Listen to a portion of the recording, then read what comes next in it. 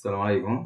আমরা গ্রামে বা গঞ্জে দেখতে পাই যে মানুষের যখন মৃত্যু হয় দেখতে পাওয়া যায় যে হয়তো যদি পুরুষ মানুষ মারা মারা যায় তো দেখতে পাওয়া যায় যে মহিলারা কাঁদে মানে এমন করে সুর ধরে কাঁদে মানে বলার নেই বা মহিলারা বউ বেটি সব কাঁদে এরকম করে।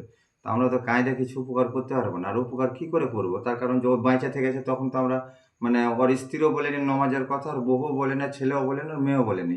আর ও মরে যাওয়ার জন্য মানে ভোগা দেয় ওটাই মানে অভিনয় করে মানুষ যে কাঁদে ওইটাই। তো অত ধরেন যে কিছু উপকার হবে না। তাহলে আমরা উপকার কি করে করতে হবে? আমাদের উপকার করতে হবে মেয়েকে, ছেলেকে, স্ত্রীকে, সমস্ত লোককে বাড়ির নমাজ পড়তে হবে, তার জন্য দোয়া করতে হবে, তার জন্য দান খেরাত করতে হবে। তো এগুলো আমাদেরকে বজায় রাখতে হবে।